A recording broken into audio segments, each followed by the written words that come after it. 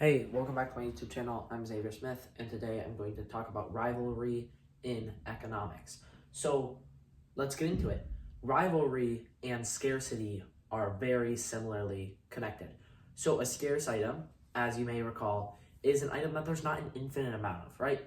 While there's like free resources, which there's infinite amounts, or basically infinite, it doesn't affect, if you use something, it doesn't affect someone else's use of it, right? Like we can all share and we can take as much as we want. But with rivalry, this means that if you're using something, it affects the other person's use of it simultaneously. So simultaneously is a big part here.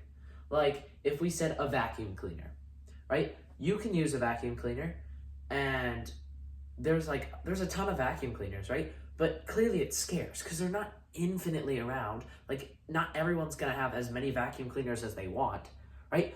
But in an office, you're like, well, is the vacuum cleaner, if there's like 10 people and 5 vacuum cleaners, are the vacuum cleaners a free resource? Because like everyone can use them as much as they want? No, they're not. Because it's using rivalry, saying one object used at the same time.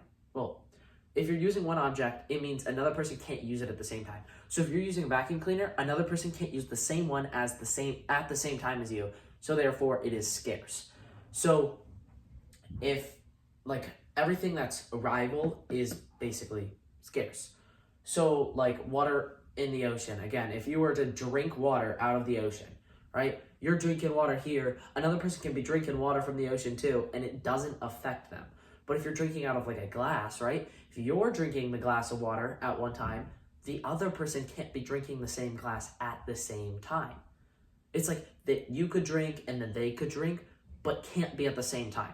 So rivalry is that two people can't use the same thing at the same time.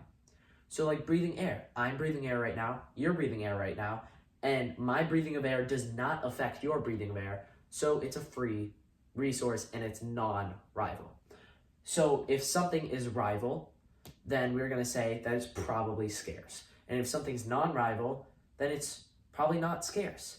Like oil barrels, you're like, okay, well, oil might be a free resource because there's so much of it to go around, but it's rival because if one company uses an oil barrel, another company can't use at the same time. So that means it's also scarce and there's not like an infinite amount going around.